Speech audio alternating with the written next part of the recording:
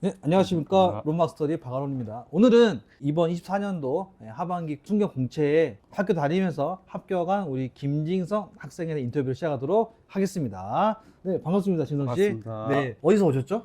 저는 이제 부산에서 왔고, 여러분, 부산에서 지금 막 도착해가지고 오자마자 바로 앉혀갖고 영상 시작하는 겁니다.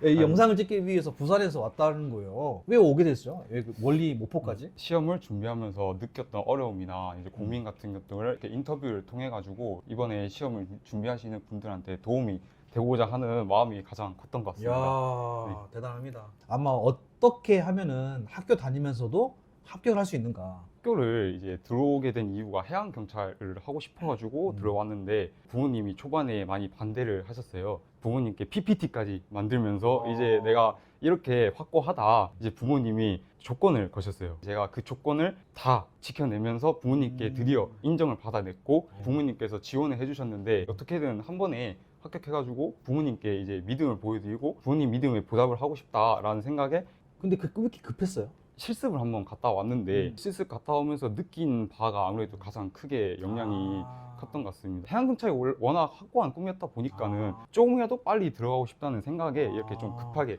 준비를 했던 것 그러면 같습니다. 해양경찰 꿈이 고3 때부터였어요? 우연찮게 친구의 권유로 해양대를 알게 되었고 그때부터 해양대, 그 다음에 해양경찰, VTS 이런 다양한 직별에 관심을 가지게 되었고 그 중에서도 나랑 제일 잘 맞겠다 싶은 부분이 이제 아무래도 해양경찰이다라고 생각해가지고 지원하게 그럼 됐습니다. 학교와 과가 어떻게 되죠? 기관 시스템 공학부입니다. 학교는 이제 부산 한국외대로 갔고. 저학년 때는 자격증이나 유효기간들이 있어서 한계가 있다 보니까는 저학년 때는 이제 학교 생활이랑 승선에 관련해서 조금 더 경험을 쌓고자 하였고 실습을 갔다 오고 나서부터는 저희 꿈을 확고하게 실현하기 위해서 관련 자격증, 가산점 활동들을 하면서 본격적으로 시작은 언제부터 했어요? 4학년 되고 나서부터 즉 24년도부터 시작했던 걸로 1년도 아니겠네. 시험이 10월이었으니까. 10월, 그러니까 거의 한 10월, 10개월. 10개월 정도 사정이 있어서 못했던 거 생각하면 한 8, 9개월 정도가 적당한 것 같습니다. 이게 이제 제가 알기로 한해대 4학년이 네. 다른 학교 4학년은 좀 널널한데 빡세잖아요. 4학년 2학기도. 네, 맞습니다. 네, 근데 제가 갔을 때도 근데 그때도 스케줄 보니까 저는 솔직히 학교 다니면서 공부해라 이 말을 못 하겠더라고요. 그래서 저는 솔직히 깔끔하게 그냥 졸업하고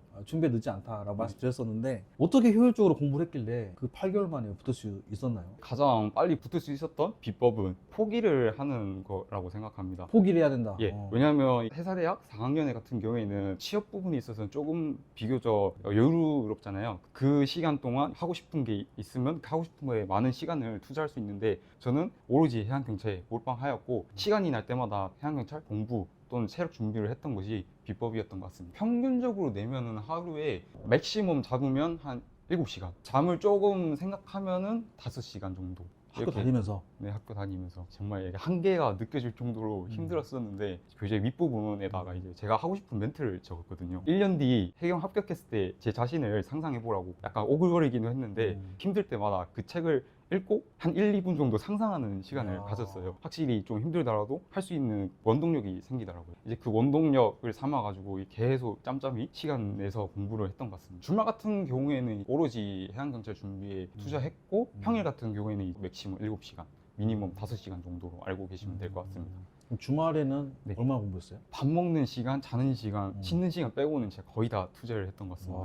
도서관에서 저는 이제 아무래도 도서관보다는 방이 좀 더 잘 되더라고요. 왜냐하면 익숙한 환경에서 공부하는 게 저는 집중이 더 잘 되고 남의 시선을 조금 많이 의식하는 편이라서 이제 도서관에 가면은 좀 더 뭐라 해야지 남의 시선을 의식하다 보니까 자신에게 집중이 잘 안 되더라고요. 공부량은 어느 정도가 충분히 그 정도면 확보는 됐을 것 같아요. 처음 스타트했을 때부터 8개월 운영을 어떻게 하셨는지. 8개월 중에서 한 3개월 정도는 필기에만 투자를 했던 것 같습니다. 공채 같은 경우에는 형사법이라는 과목이 있고 이 과목이 이해를 하면은 이제 잘 운영할 수 있는 이제 국박과도 같은 과목인데 대신 그 처음에 이해하는 과정이 되게 시간이 많이 걸리고 많은 투자를 해야 하기 때문에 오로지 형사법 같은 경우에는 이해 위주로 확실히 이해를 하고 나면 이제 기출 같은 것도 풀 때도 금방금방 속도가 늘더라고요. 근데 이제 해양경찰 학개론이나 해사법규 같은 경우에는 이해보다는 약간 암기 위주가 좀 비중을 많이 차지하다 보니까는 제가 또 암기는 자신이 있어가지고 열심히 했고 이제 이후 필기가 어느 정도 사이클 한 번, 두 번 정도 돌리고 나서부터는 그러면 이제 3개월 네. 동안 한 번 돌린 거예요, 한 사이클을? 네, 한 번 정도 돌린 것 같습니다. 두 번째 사이클부터는 이제 체력을 같이 병행을 했었습니다. 중간에 너무 무리를 좀 하다 보니까는 예상치 못하게 허리 디스크 부상도 조금 당했었고 허리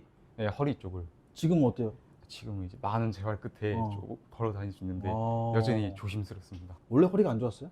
허리 관련해서는 음. 전혀 없었는데 이제 정말 예상치 못하게 음. 허리를 다쳐버리는 바람에 어떻게 극복했어요, 그거는? 극복이 돼요? 극복이 정말 쉽지 않았어요. 병원에 가가지고 음. 이제 가장 강력한 진통제 달라라고 이제 요구해가지고 비싼 돈 들고 진통제 맞고 최대한 큰 움직임을 활동을 삼가하라라고 하셔가지고 체력 준비 이제 병행을 같이 시작한 지 얼마 안 돼서 체력을 이제 아예 못하게 시험 4, 5개월 앞두고 앉아 있는 것도 흔히들 말하는 복대 차고 욕심이 너무 가했던 것 같습니다. 또 부상이 당해가지고 예. 그래가지고 이제 거의 체력에 병행이라는 말이 조금은 부담스러울 정도로 체력에는 많이 투자를 못했습니다. 아, 그럼 실제 시험에서 어땠어요?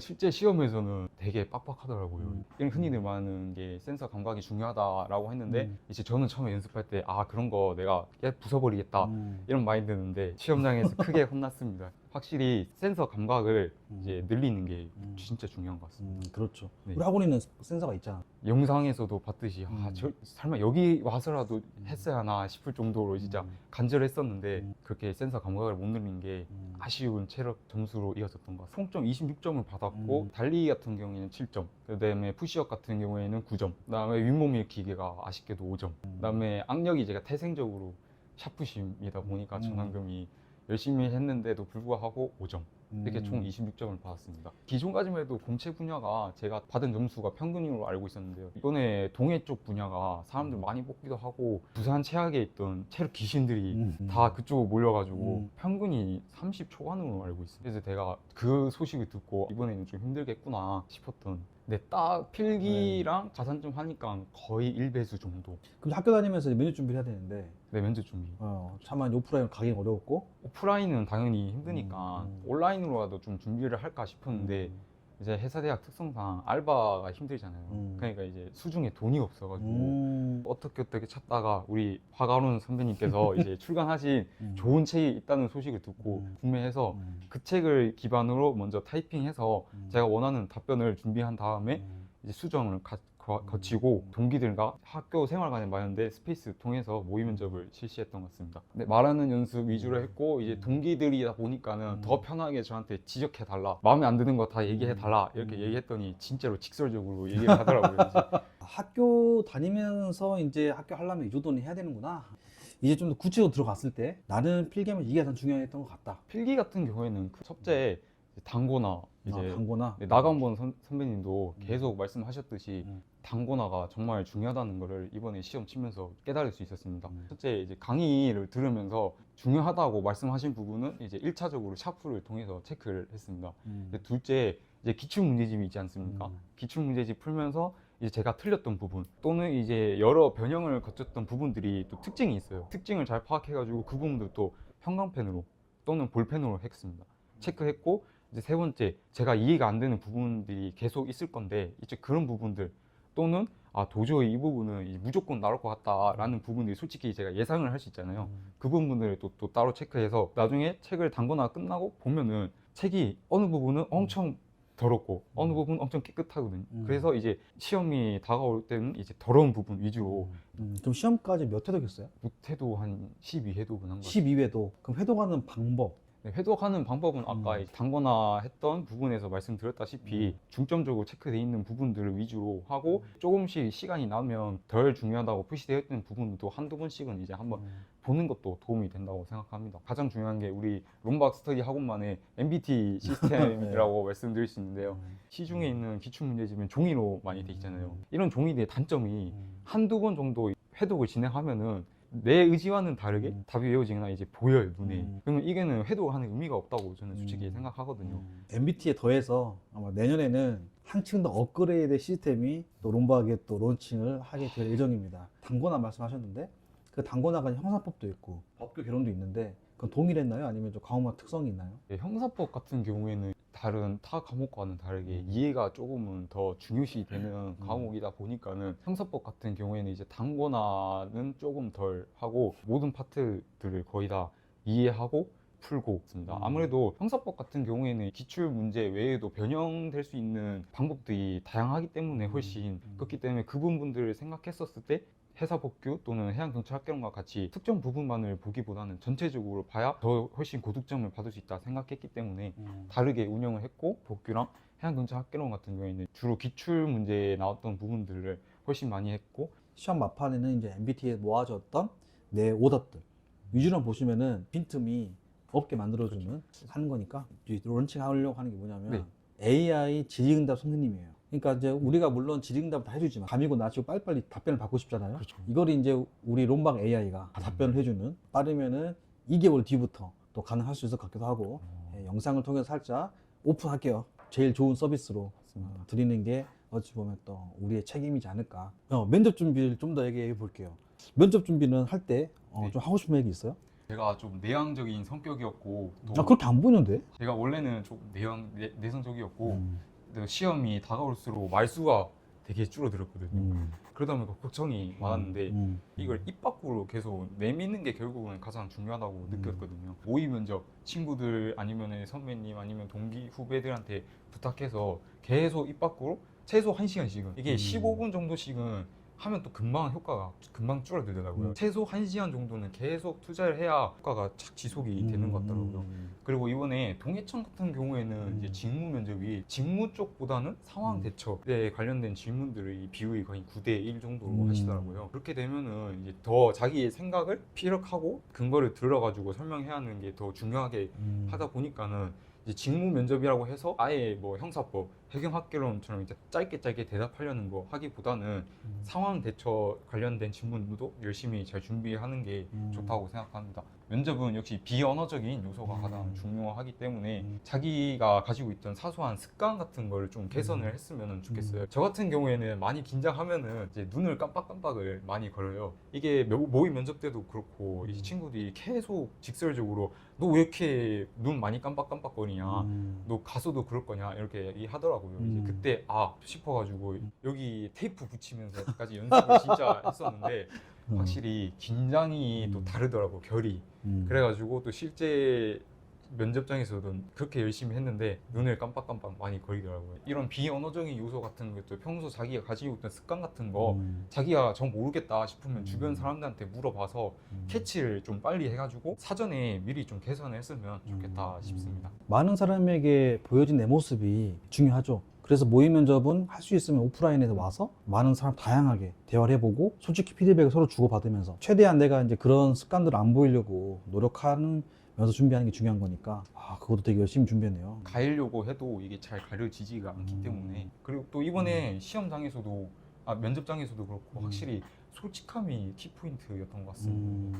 인성 면접 많이 걱정하시잖아요. 인적성 시험 때 이제 준비 안 하고 거기서 이제 처음으로 이제 인적성 시험 치니까 약간 뭐지, 인성 파탄자처럼 이제 결과가 나올 것 같고 막 엄청 떨렸거든요. 솔직하게 하니까는 많은 도움이 됐던 것 같습니다. 지문 때도 면접관님께서 지원자를 스스로 평가하면 어떻게 평가하겠냐라고 이렇게 직접적으로 이제 물으시더라고요. 아무래도 내가 나쁜 사람으로 보여지면은 솔직히 안 좋을 것 같아가지고 막 어떻게 하지 했는데 인적성 시험 때 답변했던 대로 솔직하게 이제 답변했었더니 이렇게 앞에 종이를 보시더니 끄덕끄덕을 하시더라고요. 그거 보고 됐다.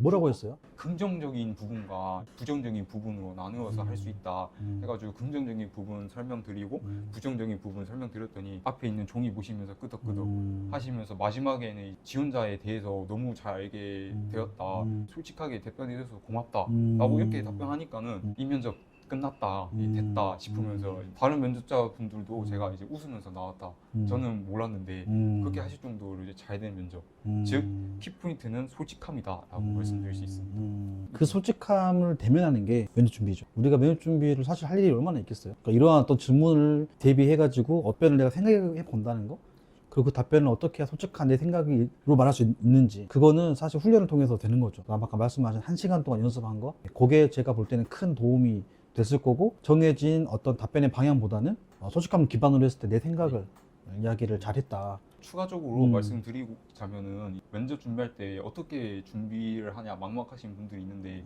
아론쌤 조언도 제가 많은 도움을 받았던 게 인생 그래프 한번 그 설정해보고 그거에 따라서 면접 답변을 준비해봐라. 한번 딱 A4용지 큰 거 딱 벽에 붙여놓고 그래프를 그렸거든요. 야. 예, 그래프 그려보면서 굵직굵직한 사건들 위주로 이제 답변을 준비했더니 정형화된 외운 답 같지 않고 이제 내 자신을 스스로 보여주는 것 같다라고 됐고 갑작스러운 꼬리 질문에서도 이제 침착하게 잘 대응을 할 수 있었던 것 같습니다. 가산점에 대해서 좀 얘기하고 싶은 게 있다고. 후배들에게 말하면은 졸업 요건이 회계사 면허다 보니까는 이걸로 인해서 이제 가산점 채울 수 있는데 그렇다 해서 너무 놀지 않았으면 좋겠으면 또 검정제가 있잖아요. 근데 이거를 너무 탱자탱자 놀면서 준비하다 보면은 급하게 준비하게 되고 그러면서 또 떨어지게 되고 그리고 또 가산점 못 채우고 또 이번 연도는 다른 청들도 마찬가지고 가산점 5점이 거의 필수 필수죠. 사항이에요. 후배도 뭐 가산점 4점으로도 충분히 할 수 있다 이러는데 이거는 정말 위험한 생각 같습니다. 맞아요. 이번에 동해청 같은 경우도 1점에 대여섯 명이 몰려 있었거든요. 그렇게 되면은 1년 또는 6개월 준비한 거 확 날아갈 수도 있으니까는 가산점 같은 경우에는 이제 시간이 날 때 틈틈이 미리미리 다 채워놓기를 추천합니다. 끝으로 또 이 재학생들에게 해주고 싶은 말들. 학교 생활 병행하면서 준비하는 게 정말 쉽지는 않지만 할 수 있겠다는 의지만 있으면 충분히 또 해볼 만한 가치가 있다고 생각합니다.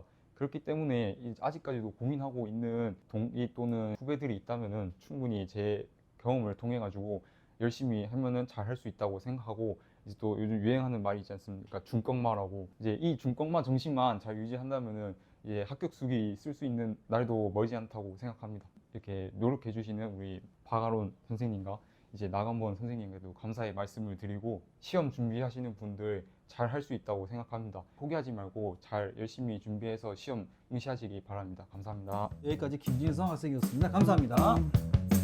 제가 쓴소리를 했다고요? 이게 제 흑역사라서 이게 꺼내기가 조금 쉽지는 않은데 이제 선배님께서 학교에 특강하러 오셨던데 그때 제가 지원 경쟁률이 발표된 지 얼마 안 된 시점이었어요. 그래서 그때 선배님께 특강 끝났을 때쯤에 거의 선배님께 바로 손들고 질문했죠. 선배님 생각하시는 예상 커트라인이 어느 정도입니까? 선배님께서 펜을 주워 드셔가지고 칠판에 정규 분포도를 그리시면서 딱 쓴소리를 하시더라고요. 너 이렇게 커트라인에만 생각하면은 너 커트라인에서 떨어진다고. 응? 아니, 예, 기억났다. 정규 분포도 딱 여기 보이지 이러면서 이제 여기만 생각하면 안 된다고. 다른 애들은 다 요 앞에 있는데 너가 여기 받는다 해서 넘기려면 배로 힘들다. 요 앞에 있을 걸 생각해야지 왜 자꾸 커트라인에 있으려고 생각하냐라고 쓴소리를 해주셨고 이제 제가 오기가 생겨가지고 열심히 공부했는데 이제 쉽지는 않았습니다. 그래서 좋은 성적으로 또 일비에서에 또 딱 1배수 쓰게 됐네요.